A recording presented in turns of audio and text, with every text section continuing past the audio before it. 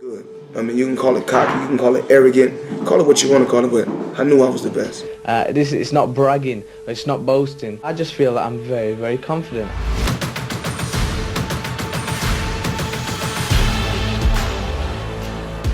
The lighter weight divisions often don't get as much attention as the heavyweights, but in an era where skills often paid the bills, two young men successfully made names for themselves whilst leaving unforgettable legacies behind. Oh, that's a superb left hook. You know, 10-time world champion at 6 different weight classes. He proved himself, but he couldn't beat the best. Pretty boy Floyd tonight. Pretty boy Floyd and the young Prince, two men that grew their popularity like no other. But when it came down to the common proverb of leave your ego at the doors, these boxing icons did anything and everything but. I ain't getting beat, basically. I don't know who you beat, I don't know who you lost to. I don't know who you beat. So with the past now being a distant glimmer in our rearview mirrors, we rewind back to those good old days to view a potential mega fight that slipped through the cracks and got away from all of boxing's fans. A showdown between Floyd Mayweather and Prince Naseem Hamed. He's right in front of me, and I can honestly tell him that I'm gonna knock him spark out. In the modern dawn of featherweights, the current crop with the likes of Shakur, Warrington, and Valdez all bring excitement to the division.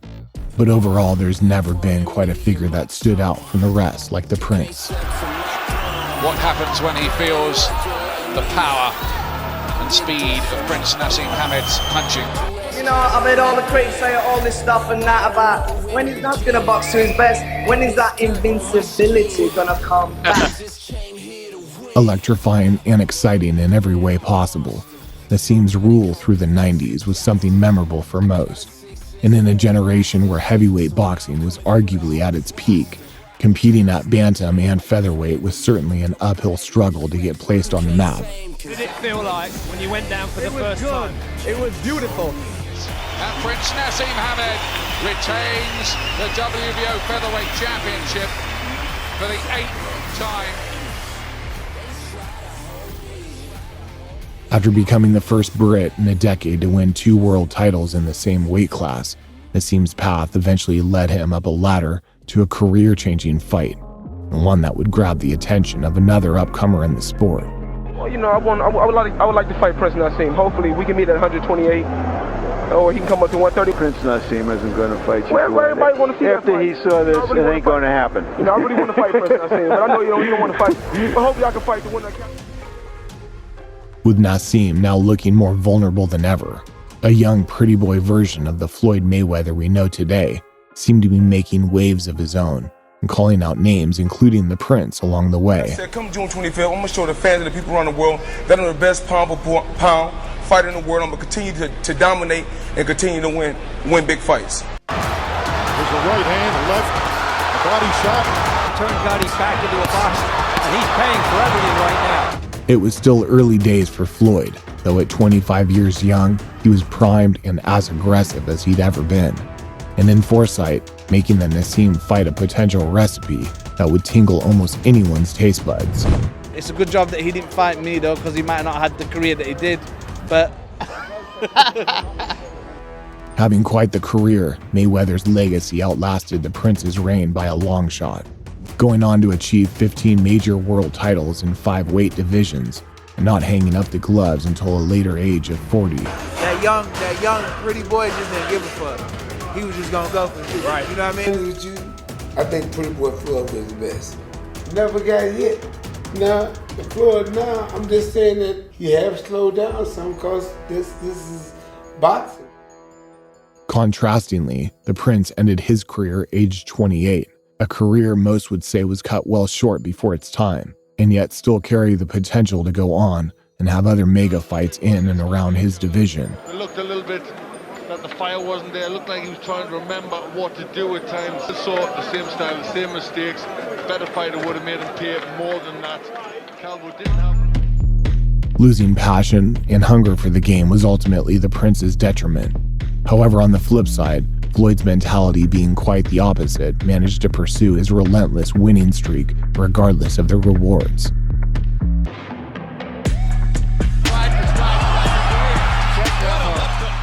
never deviating focus from his tunnel vision.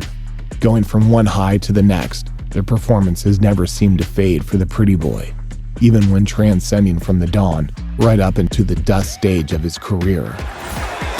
Nice right hand, and there's a stiff right hand. Jab through the guard, and that right hand, and what a sublime right uppercut up the middle, the jab to the body.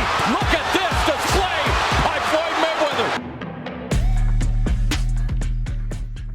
But being a controversial hate him or love him type of character just like Naseem, Floyd bred his name into the boxing world in propelling fashion, and over a period of time, accomplishing something the Prince had failed to do, becoming boxing's biggest pay-per-view attraction and highest paid athlete in the history of the sport. We can talk about that. A 19-year career with no punishment on the body and hundreds of millions. No, that's something to talk about.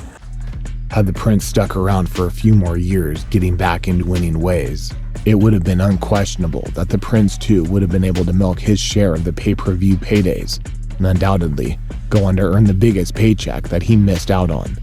Do you know anybody in the history of the sport that did what Prince Naseem did? I ain't trying to brag, but I was bloody good at it. The fight itself would have manifested into more than just an average boxing match, as a young and raw version of Mayweather versus a motivated and game Naseem would have definitely been a battle of speed, accuracy, and slickness. He lashes out like a king snake when he's able to unload, because he is very... Though most would probably lean towards Floyd, it should still be considered that back then the pretty boy version carried a lot more offense in his arsenal as the one today, leaving more openings for the Prince to take advantage of. He's seen the skill of the Prince and the strength and the ability and the accuracy and the speed. And to that he could, with power and an unorthodox nature. Naseem often confused opponents into an abyss of unanswers, causing them to fire at fifth gear whilst he remained in first. Oh, terrific right hand, and then he's knocked out in the second round. There's the back. But with the pair both carrying similar fast reaction reflexes and timing, it would have been interesting to see who could outland the other, outjab the other, and clinically outpunch the other. And still undefeated,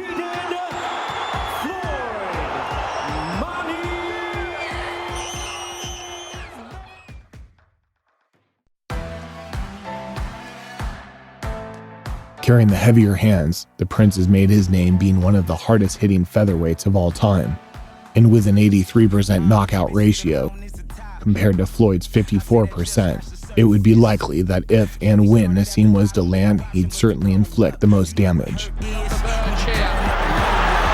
is stopped in round 7. However, what makes a great champion comes down to one particular characteristic, and that being the ability to make adjustments on the fly, something Floyd has been renowned for throughout his whole career after obtaining multiple hand injuries, forcing him to switch his style to that of a more defensive one.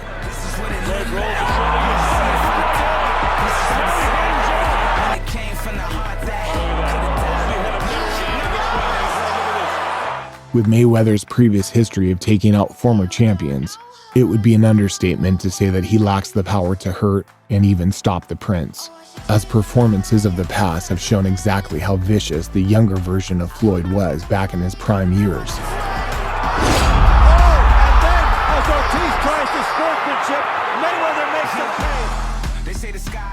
Failing to be considered a pound-for-pound champion at world level like Mayweather, Naseem was always thought upon to have his limits.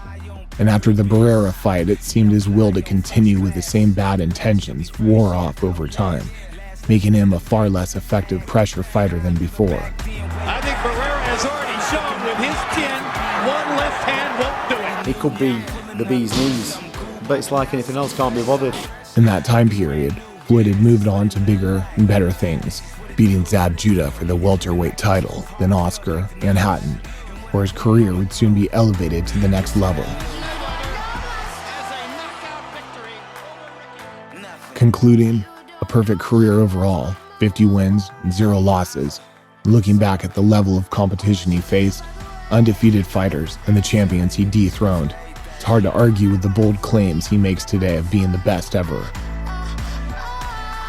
Now, for imaginary sakes, if the fight between the two was to take place in present times, where both men would be in their prime, and both men still carried that early career aggression, there'd be no doubt the fight would be a monster in itself, selling out arenas and coming close to record-breaking numbers on the pay-per-view scene. And with both being extremely entertaining personalities, it's likely to say the face-offs and conferences would be just as entertaining to the night in the ring itself.